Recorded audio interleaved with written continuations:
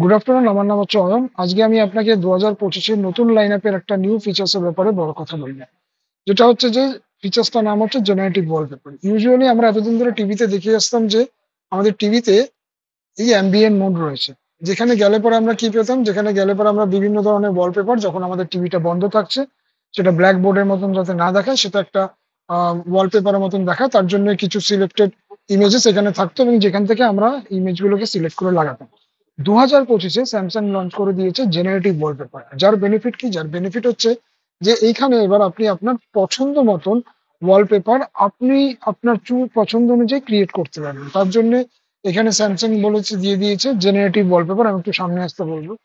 তো এই জেনারেটিভ ওয়ালপেপারে আপনাকে যেতে হবে এবং গিয়ে আপনাকে যেটা করতে হবে সেটা জেনারেট করতে হবে।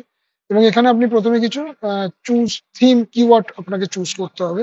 যেমন breathe in nature, deco, party mode, inspire me. তো আমি ব্রিদ ইন নেচারে ক্লিক করলাম। দেন আপনাকে দিবে লেক, মাউন্টেন, সি, মার্স। আমি মার্স চুজ করলাম। অ্যান্ড তারপরে আমি এখান থেকে কালার অপশনে গিয়ে আমি চুজ করলাম হচ্ছে মোনো। তো এই আমার পছন্দ অনুযায়ী আমি যখন এখানে দিয়ে দেবো অ্যান্ড সানশাইন, তো তখন ও কি করবে, আমার পছন্দ অনুযায়ী ও আমাকে ওয়ালপেপার এখানে ইমেজেস চুজ করে দেবে। See?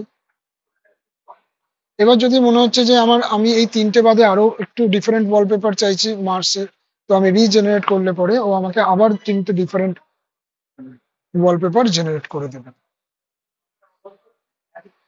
সো এইখান থেকে আপনি আপনার পছন্দ অনুযায়ী আপনি নিজের মতন করে ওয়ালপেপার ক্রিয়েট করতে পারবেন এবং সেটাকে আপনি টিভিতে, যখন আপনার টিভিটা চলছে না, অফ থাকছে, তখন আপনি এই ওয়ালপেপার টিভির মধ্যে সেট করে রাখতে পারবেন। Thank you.